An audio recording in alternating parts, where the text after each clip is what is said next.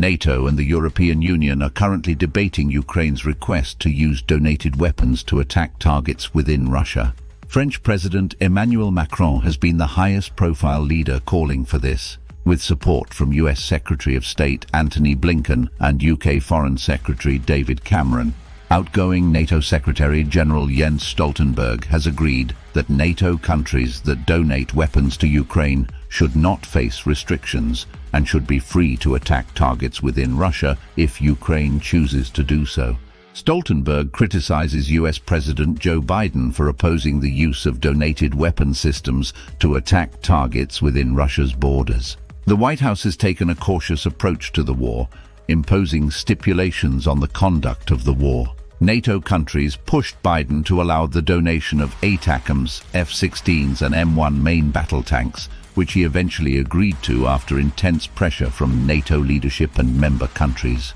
Stoltenberg and other European leaders have expressed frustration over the US administration's divided stance on the use of weapon systems. Secretary of State Antony Blinken and Secretary of Defense Lloyd Austin are in favor of allowing a freer use of US and Western donated weapon systems, while President Biden and National Security Advisor Jake Sullivan are cautious and intent on keeping the war contained and managed. Secretary Blinken and Secretary Austin are generally in disagreement with Biden-Sullivan, with Austin a product of the post-Vietnam US military and Secretary Blinken deferring to the European position to create consensus with the United States and its allies instead of providing clear US leadership. The White House's split in the Vietnam War-style policy is well known, and Secretary General Stoltenberg, who aligns with the Blinken-Austin faction, understands that international pressure can manipulate US policy, but such manipulation can be internationally destabilizing. The administration's willingness to bow to pressure allows them to concede on weapon systems previously restricted to Ukraine, but have now been sent there at various times. Strategic ambiguity leaves Russia uncertain about the US's actions, necessitating self-discipline as Russia struggles to discern whether it is crossing a boundary. The US administration has told Ukraine that it can attack Russia using its domestically manufactured weapons, but has requested that Ukraine refrain from attacking Russia's oil and gas infrastructure. Domestic politics in the United States are likely the reason for this porous sanction process, which is not a loophole to the sanctions but an intentional feature.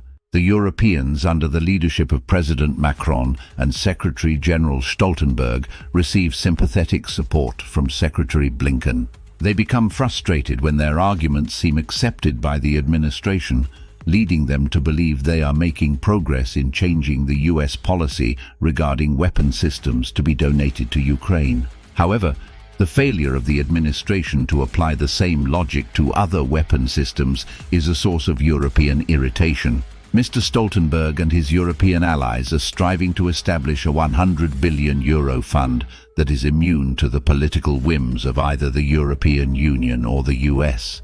This would enable the Ukrainians to depend on aid for their war effort, unaffected by the results of European and American elections. This would also eliminate the US administration's micromanagement of the war effort, provided they agree to remove restrictions on the use of donated weapons and the types of weapons that can be donated, though Stoltenberg may be exceeding his authority.